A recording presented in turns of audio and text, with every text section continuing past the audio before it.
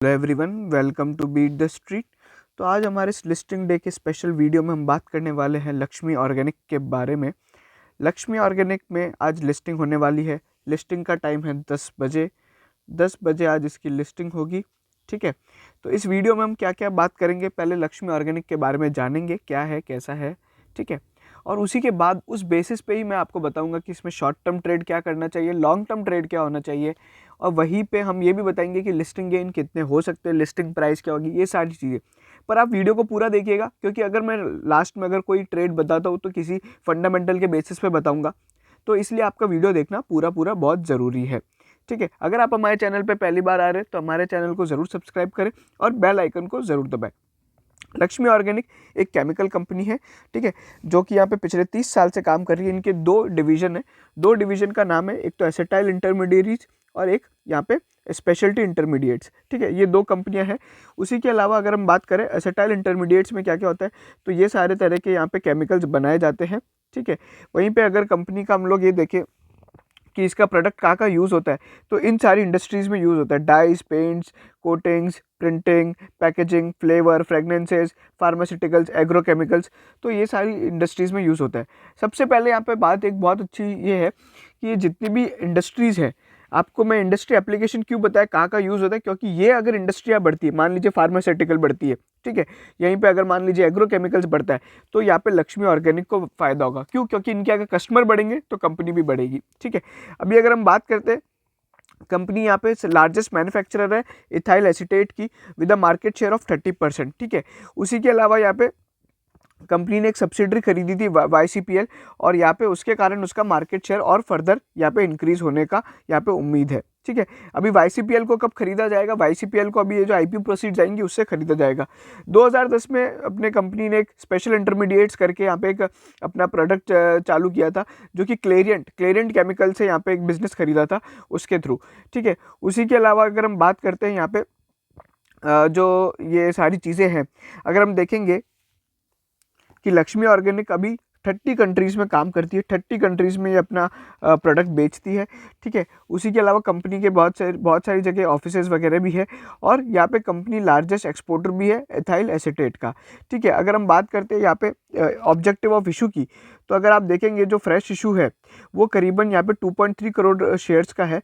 ठीक है, तो अगर आप देखेंगे तो यहाँ पे फ्रेश इशू का क्या क्या ऑब्जेक्टिव है, तो देखो, जो कि होली ओन सब्सिडरी YFCPL है, उसके अंदर इन्वेस्टमेंट करेगी 60 करोड़ रुपीज़ का। वहीं पे अगर फर्दर वर्किंग कैपिटल रिक्वायरमेंट देगी YFCPL को यहाँ पे 37 करोड़ की। फिर कैपिटल एक्सपेंडिचर करेगी यहाँ पे अपनी एक मैन्युफैक्चरिंग फैसिलिटी के अंदर, जिसमें 90 करोड़ रुपीज़ खर्च करेगी। वर्किंग कैपिटल मेन कंपनी में 35 करोड़ की होगी। कुछ प्लांट एंड मशीनरी खरीदेगी 12 करोड़ रुपए के। वहीं पे कुछ अपने लोन्स और बोरोइंग्स, जो कि एक सब्सिडरी के अंदर है और कंपनी के अंदर है, उसमें करीबन 180 करोड़ रुपीज़ यहाँ पे यूटिलाइज करेगी। तो ओवरऑल जो कंपनी अच्छा पैसा यूटिलाइज कर रही है। अगर आप देखेंगे QIB पोर्शन 20% था, एंकर इन्वेस्टर 30, HNI 15, रिटेल 35%। ठीक है, अगर हम बात करते हैं कंपनी के प्रोडक्ट की, तो कंपनी कुछ सर्विसेज भी देती है, बट मोस्टली 99% काम अपना कंपनी प्रोडक्ट का करती है। अगर हम देखेंगे तो एसेटाइल वाला जो बिजनेस है वो सबसे बड़ा है, उससे 49% रेवेन्यू आता है। फिर स्पेशल इंटरमीडिएट से 32% और बाकी से 18% आता है। उसी के अलावा अगर हम देखेंगे तो कंपनी बहुत बड़ा एक सिग्निफिकेंट अमाउंट ऑफ 38.5% बिजनेस अपना एक्सपोर्ट का होता है। ठीक है, बाकी सारा बिजनेस इंडिया में होता है। अगर हम इंस्टॉल्ड कैपेसिटी की बात करते हैं, इंस्टॉल्ड कैपेसिटी क्यों ज़रूरी है? देखो, इंस्टॉल्ड कैपेसिटी अगर कम होती है ना, तो कंपनी का फिक्स कॉस्ट ज़्यादा होता है। क्यों? क्योंकि लाइट वाइट के जो खर्चे होते हैं वो लगते ही लगते हैं, लैंड रेंट वगैरह, ये सारी बहुत सारी चीज़ें होती है। तो अगर हम एसेटाइल का देखेंगे 77% है। फिर स्पेशल इंटरमीडिएट्स 62% है। वहीं पे अगर हम डिस्टिलरी का देखें तो यहाँ पे दो डिस्टिलरी है, जिसमें एक में 32 और 24% है। तो ओवरऑल जो अगर आप मुझसे पूछेंगे तो यहाँ पे थोड़ा जो इंस्टॉल्ड कैपेसिटी है वो थोड़ी ख़राब है। वहीं पे अगर हम नेटवर्थ देखते हैं तो 472 करोड़ की कंपनी की नेटवर्थ है। और अगर आप देखें नेट एसेट वैल्यू पर शेयर कितनी आती है, तो यहाँ पे मैं आपको बता दूँ 21 रुपीज़ आती है। 21 रुपीज़ नेट एसेट वैल्यू पर शेयर है, और कंपनी ने जो शेयर इशू किए हैं वो 130 रुपीज़ पे किए। तो लगभग प्राइस टू बुक रेशो जो बैठता है 6.5 का बैठता है, ठीक है। और लिस्टिंग मान लीजिए अगर 150 रुपये पे भी होती है तो 7.5 से 10 रुपये का यहाँ पे प्राइस टू बुक रेशो बैठता है, ठीक है। तो अगर आप मुझसे पूछते हैं कि प्राइस टू बुक रेशो कैसा है, तो बहुत ही अच्छा है। एबिटा मार्जिन कंपनी का थोड़ा ख़राब है, क्योंकि इस इंडस्ट्री के अंदर जो एबिटा मार्जिन देखने को मिलते हैं वो करीबन 20% प्लस के मिलते हैं। वहीं पर अगर नेट प्रॉफिट मार्जिन भी थोड़ा वीक है, तो कंपनी का जो वो है थोड़ा मार्जिन परसेंटेज है वो कम है, क्योंकि कंपटीशन बहुत ज़्यादा स्ट्रांग है। बोरिंग्स की बात करें जो पेमेंट करने वाली है, तो कुछ लॉन्ग टर्म और शॉर्ट टर्म बोरिंग्स यहाँ पे कंपनी की दे रखी है, ठीक है। तो वहीं पे अगर हम बात करते हैं लिस्टेड कंपनी के पीयर से कंपेयर करना हो तो कौन कौन है, तो सबसे पहले पी के बेसिस पे करें तो लक्ष्मी ऑर्गेनिक का पी अगर 37.7 का है, तो वहीं पे बाकी सभी का जो पी है वो इससे कम है। और ये जो पी है ये बेसिस ऑफ या FY20 के EPS से निकाला गया है।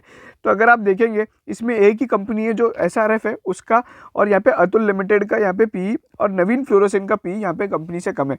तो ओवरऑल जो पी वैल्यूएशंस है और वैल्यूएशंस के हिसाब से सही है, बट अभी इसमें क्या करना चाहिए वो मैं आपको बताऊंगा। सबसे पहले हम लोग जानते हैं कि कौन कौन से बड़े इन्वेस्टर ने इसमें पैसा लगाया है, ठीक है। ये बहुत ही इंपॉर्टेंट होता है ताकि हमें पता पड़ सके, ठीक है। Nomura, ADIA, SBI mutual fund, ICICI prudential mid cap fund, और गोल्डमैन सैक्स, Malabar India fund, Aditya Birla Sun Life mutual fund, फिर Ashoka India, HDFC insurance company, SBI life insurance company, Kotak mutual fund, DSP mutual fund ने यहाँ पे अपना पैसा लगाया है। लेकिन एक इंपॉर्टेंट बात यह है, देखो कभी भी किसी भी इंस्टीट्यूशनल इन्वेस्टर के बेसिस पे अपने को नहीं पैसा लगाना है। क्यों? क्योंकि ये लोग जब खरीदते तब पता पड़ता है, जब बेचते तब पता नहीं पड़ता है। और अभी अगर जो रिसेंट में देखा गया है, मोस्टली जितने भी बड़े बड़े एंकर इन्वेस्टर्स होते हैं इनका 30 डेज का क्लॉक इन पीरियड होता है। लिस्टिंग के 30 डे तक ये लोग शेयर नहीं बेच सकते, लेकिन उसके बाद ही ये लोग अपने शेयर निकाल देते हैं। तो जब भी इनका नेक्स्ट शेयर होल्डिंग पैटर्न आता है ना, तो आप देखेंगे तो बहुत सारे इंस्टीट्यूशनल इन्वेस्टर जो IPO में होते हैं वो गायब होते हैं। तो ये लोग लॉन्ग टर्म के इन्वेस्टर नहीं है, ये लोग भी आपके जैसे लिस्टिंग गेन के लिए ही आए हैं, और आपको भी लिस्टिंग गेन के लिए ही रहना है, ठीक है। अभी अगर हम बात करते हैं यहाँ पे कंपनी के GMP की, तो मैं आपको बता दूं कंपनी का जो GMP है, GMP अगर हम देखेंगे कंपनी का, तो अभी जो GMP चल रहा है थोड़ा वीक हो गया है, क्योंकि कल लक्ष्मी और अनुपम रसायन की लिस्टिंग के बाद यहाँ पे जो GMP है वो 65-70 बता रहा है, बट बाजार में 50 से 60 की भी GMP की उम्मीद है, ठीक है। तो मतलब आप अभी हम बात करते हैं लिस्टिंग गेन और वो सब चीज़ों पे, तो मैं आपको बता देता हूँ लिस्टिंग गेन कितना होगा। सबसे पहले यहाँ पे बहुत इंपॉर्टेंट है कि यहाँ पे बॉम्बे स्टॉक एक्सचेंज में कितना चल रहा है। अगर आप देखेंगे तो बाजार आज फिर से नेगेटिव खुला है, तो इसके बेसिस पे यहाँ पे आज लिस्टिंग गेन पे एक दबाव देखने को मिल सकता है। मतलब लिस्टिंग गेन और नीचे गिर सकते हैं क्या? बिल्कुल गिर सकते हैं। अभी अगर हम बात करते हैं लिस्टिंग गेन यहाँ पे क्या क्या हो सकता है, तो मैं आपको बताता हूँ। देखिए अभी क्या होगा कि यहाँ पे देखो कल जो भाव था GMP 50 रुपये था, 50 मानते हैं, प्लस 130, तो आज बनता है भाव लिस्टिंग का 180। बट क्या हुआ, बाजार वापस नेगेटिव होता है।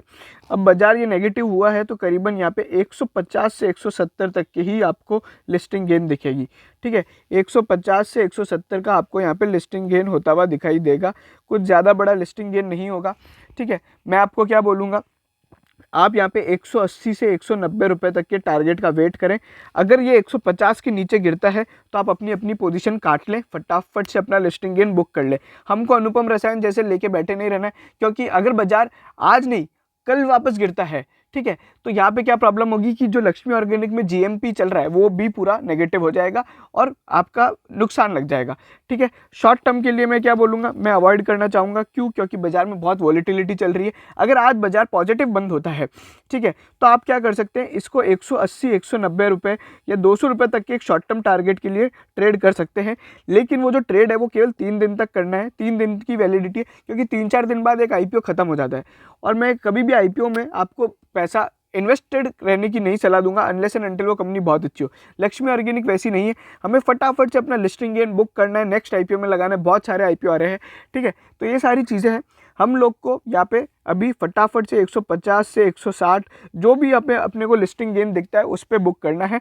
अगर लिस्टिंग अच्छी होती है, जो मैं मान रहा हूँ कि बाजार नेगेटिव है उसके कारण नहीं होगी, तो 170 तक के आपको भाव मिल सकते हैं। Long term short term trade मैं बिल्कुल अवॉइड करूँगा, आपको मना ही करूँगा, किसी भी तरह की फ्रेश बाइंग ना करें, क्योंकि यहाँ पे अभी भी बहुत सारी बाजार में वॉलीटिलिटी है।